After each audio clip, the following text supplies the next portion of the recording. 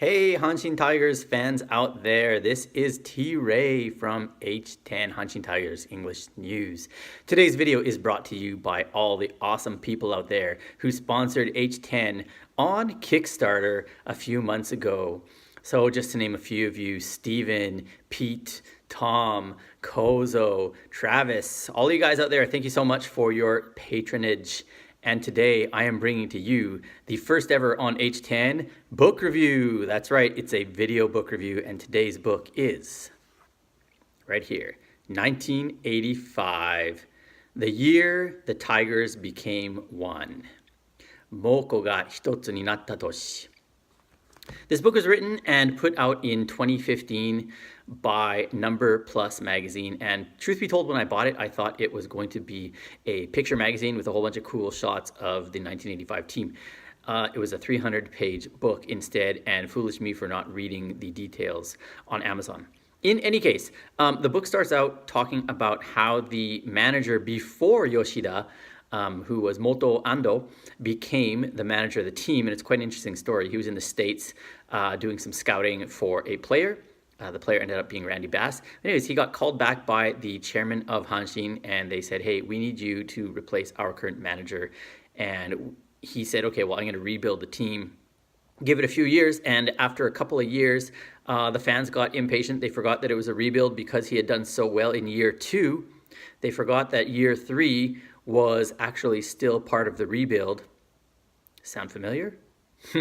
Not too different from our friend Kanemoto, is it? Anyhow, so Yoshio Yoshida came in and became manager in 1985, and this book takes us through the entire tale of the 1985 season, from spring camp all the way until post Nippon series, which of course, as you know, this is the first and only Nippon series that the Hanshin Tigers ever won. And it was a magical year, and it's great to read about in detail how the team reached the top, how they got into first place after so many years of not being able to do so, and then eventually, I guess, how it fell apart in the end. And so it took me a couple of months to get through this book, honestly, not because it was a bad read or anything like that, but life is just busy. So without going into too much detail, the nice thing about this book is that, it takes you, as I said, it takes you pretty much game by game through the season. Maybe not every game in detail, but, it might say like they won 5 straight and then they lost a few games and they went to Hiroshima and blah, blah, blah, right? Stuff like that. It talks about what teams were competing against them and why, and then some of the key games that determine the outcome of the season, some of the injuries or some of the whatever, like unlikely or strange things that happen. Of course, everybody knows about the back screen 3 straight home runs. Everybody talks about that even to this day, and so that's something obviously they touch on in this book, but it's not like the focal point of the book by any means. In fact, most of the players, when they are interviewed about that particular moment, which came, I think, in game 4 of the season, very few of them would say that is what propelled them to the pennant by any means, but it was a great thing that happened anyways. So it was good, like I said, to read all that kind of stuff in detail. I really enjoyed that. Let me talk about a few of the things I learned about the Tigers and things I learned about NPB by reading this book. First of all, 1985, according to this book, is when the DH was introduced in NPB. In the Pacific League, of course. That came into play in the playoffs in the Nippon series, of course, as the Tigers faced the Lions. And what they were doing at that time was not what they do now, where the DH rule applies when games are in PL parks. At that time, they did every other year. And so for this entire series, they used the DH. I thought that was kind of interesting. And then I guess in 1986, they didn't use the DH for any of the games. So just kind of an interesting twist on the rules and kind of how they started things. The other one of particular interest to me was that he talked about the start of the whole jet, what are they called? Jet dohus and jet balloons that they launched in the Lucky 7. Did you know that 1985 was possibly the first year that it became mainstream? And it did become mainstream at Koshien Stadium. However, interesting story, it was not started by Hanshin fans. It actually wasn't started in 1985, but it became mainstream for Hanshin fans in 1985. Prior to that, it was actually a Hiroshima Carp fan who wanted to do something exciting for his team while they were at Koshien. He was a Hiroshima fan in Koshien, and there were a whole bunch of them, of course, just as there are lots now. Maybe there weren't in such huge numbers back then, but anyways. He was looking for something that they could do, and he was walking through, I guess, like some shopping area, and he came across these balloons, and he was like, well, why don't we like launch a bunch of these in the air before our team goes up to bat? And I don't know why he decided on the 7th, maybe, lucky 7, whatever. So that's how it started. Kind of cool story. And then, the Hanshin fans saw that, and they're like, hey, we could do that too. We could do it better. And so now it has become a huge part of Japanese baseball, not only for the Hanshin Tigers, but for all of NPB, except for, the teams that don't believe in having fun, Giants. So the other interesting story is that I believe that this was the first team, the 1985 team, to have individual cheer songs for players.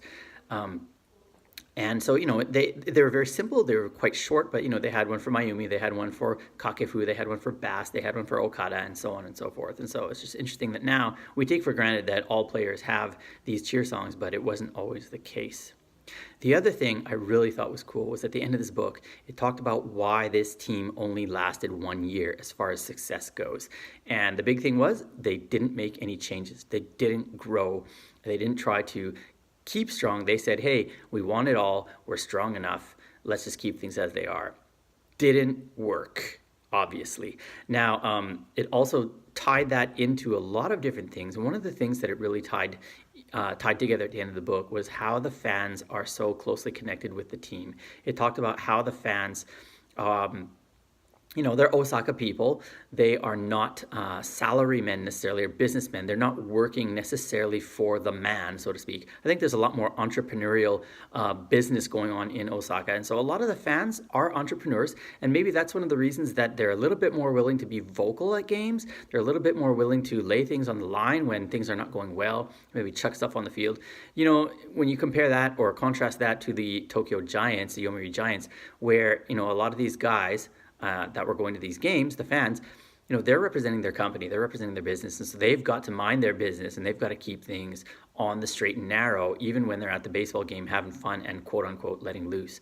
So just an interesting tie-in to how, the fact that this team is near Osaka makes it such a boisterous crowd, makes it, kind of infamous for jeering and so on.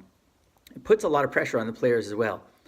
I'm going to end this off real soon because it's, I don't want to bore anyone to tears. But just an interesting thing that, this 1985 book, it was well written and it talks about a magical year for the Hanshin Tigers.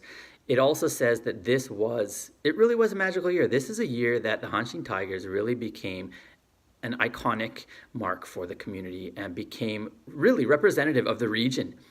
And I can't help but wonder, I would love to read this type of book about every single year in Hanshin Tigers history. Unfortunately, there aren't that many good years, and so I probably wouldn't buy that many of the books. But let's see it happen in 2019. I can't wait for the sequel of this book. Once again, thank you to the Kickstarter supporters out there, and I will be back soon with some sort of report for you all because you're all so special. Take it easy, everyone.